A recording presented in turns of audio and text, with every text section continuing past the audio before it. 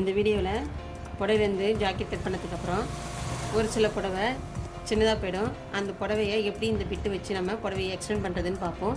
இந்த புடவையில் முந்தி சைடை விட்டுடுறோம். உள் பக்கத்தில் நம்ம இப்போ அந்த துணியை ஜாயின் பண்ண போகிறோம்.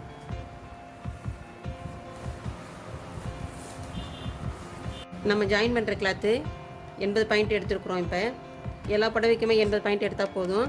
புடவையில் இந்த மாதிரி துணி வச்சு ஜாயின் பண்ணும்போது புடவை நைஸாக இருந்தால் ஜாயின் பண்ணுற துணியும் நைஸாக எடுத்துக்கணும். புடவை திக்காக இருந்ததுன்னா ஜாயின் பண்ணுற துணியும் திக்காக எடுத்துக்கணும்.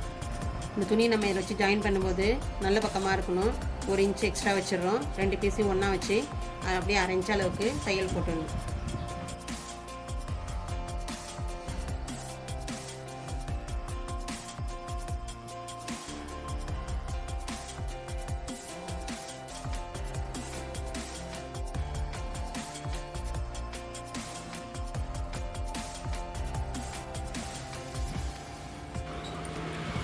இப்போ இதோட நம்ம எடுத்துட்டோம்.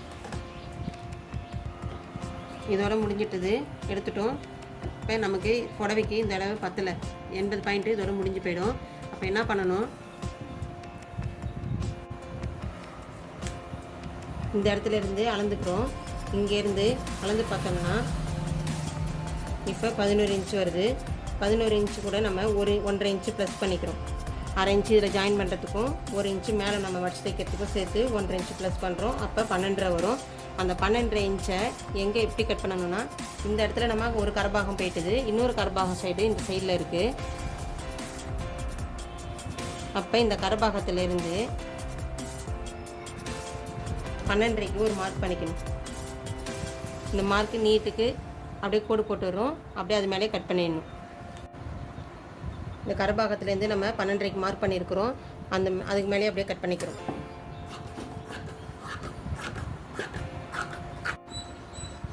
இப்போ கட் பண்ண பீஸை எடுத்து இந்த பக்கமாக அப்படியே வைக்கிறோம். 1/2 இன்ச் அளவுக்கு நீட்டுக்கு இந்த இடத்துல ஜாயின் பண்ணி முடிச்சிடணும்.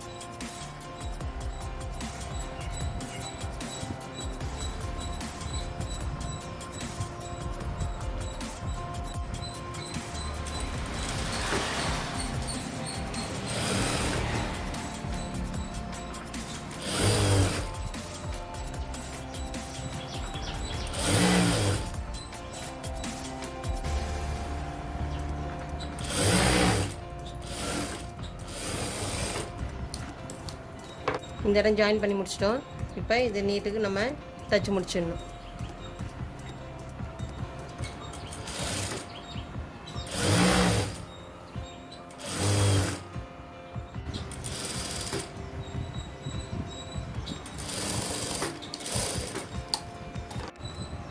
நம்ம இந்த இடத்துல ஜாயின் பண்ணும்போது இந்த துணியை விட நமக்கு இந்த துணி கொஞ்சோண்டு எக்ஸ்ட்ரா இருக்கும். அதை நம்ம இந்த பீஸ் எந்த அளவுக்கு இருக்கோ அந்த அளவுக்கு நம்ம இதை கட் பண்ணி எடுத்துடணும்.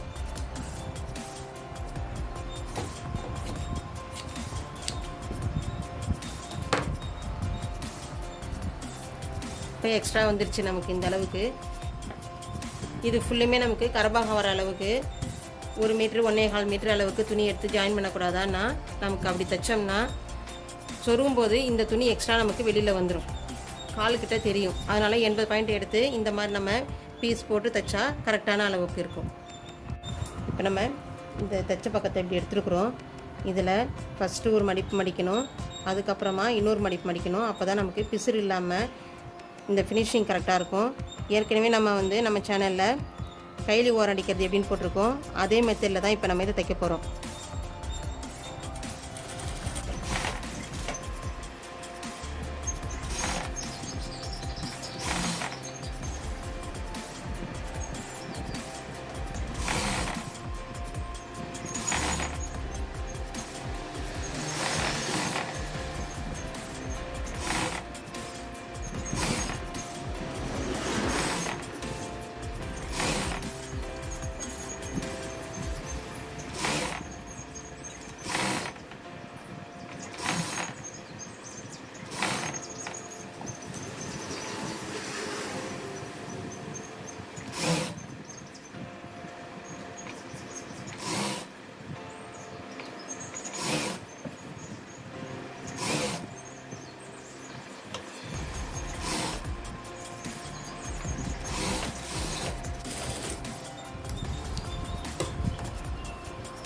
இப்போ இது ஃபுல்லாக ஃபினிஷ் ஆகிட்டுது.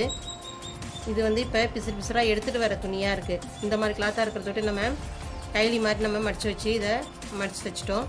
இதுவே காட்டன் சாரியாக இருந்ததுன்னா தைச்சிட்டு இந்த பக்கத்துலேயே நம்ம ஒரு படிமான தையல் போட்டாலே போதும். எக்ஸ்ட்ரா உள்ள துணியை மடித்து வச்சு தையல் போடணும்.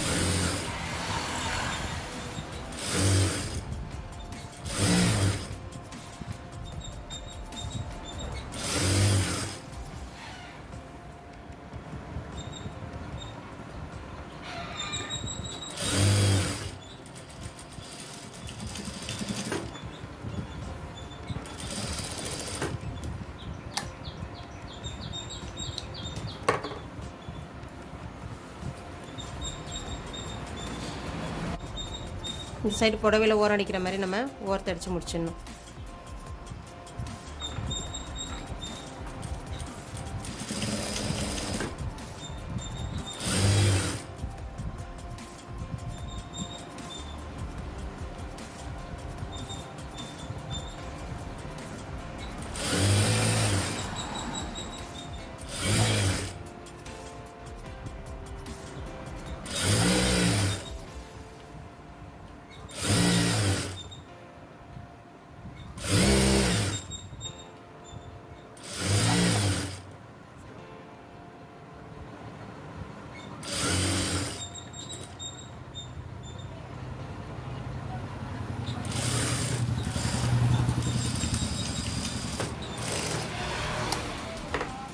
ஃபுல்லாக எல்லா சைடும் நம்ம தைச்சி முடிச்சிட்டோம்.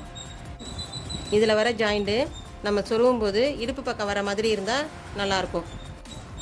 இந்த மாதிரி நைஸாக உள்ள புடவைக்கு ஃபால்ஸ் அடித்து கட்டினா நல்லாயிருக்கும். ஃபால்ஸ் அடிக்கிறது நம்ம சேனலில் போட்டிருக்கோம். மேலே உள்ள ஐ பட்டனை கிளிக் பண்ணி அந்த வீடியோவை பாருங்கள். இது வரைக்கும் நம்ம சேனலை சப்ஸ்கிரைப் பண்ணாதுங்க. கீழே உள்ள ரெட் கலர் பட்டனை அழுத்தி சப்ஸ்கிரைப் பண்ணுங்கள்.